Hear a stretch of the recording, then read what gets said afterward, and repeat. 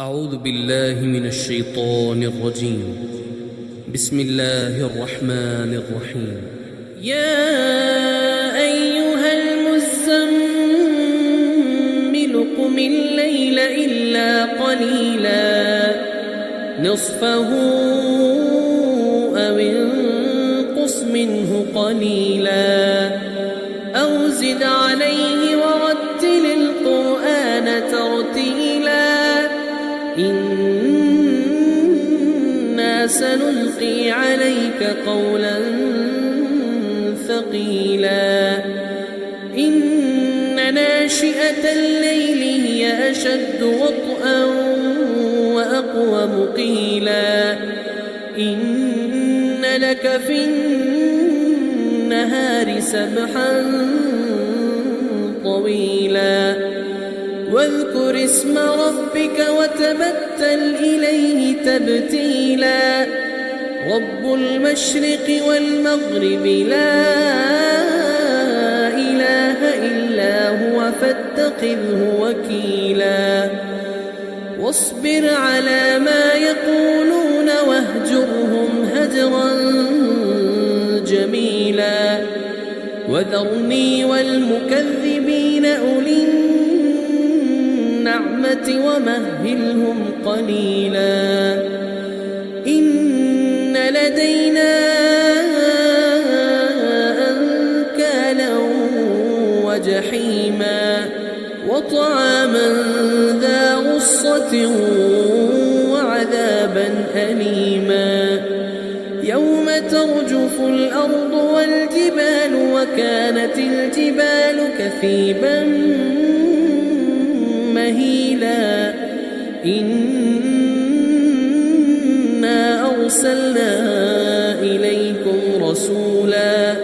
شاهدا عليكم كما أرسلنا إلى فرعون رسولا فعصى فرعون الرسول فأخذناه أخذا وبيلا فكيف تتقون إن كفرتم يوما يجعل الولدان شيبا السماء منفطر به كان وعده مفعولا إن هذه تذكرة فمن شاء اتخذ إلى ربه سبيلا إن ربك يعلم أنك تقوم أدنى من ثلثي الليل ونصفه وثلثه وطائفة من الذين معك والله يقدر الليل والنهار علم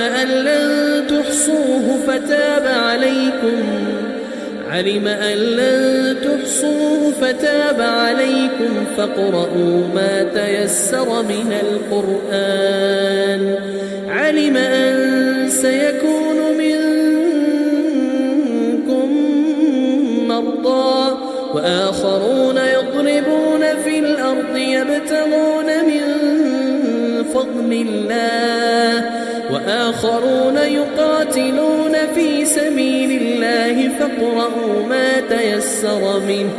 وأقيموا الصلاة وآتوا الزكاة وأقرضوا الله قرضا حسنا وما تقدموا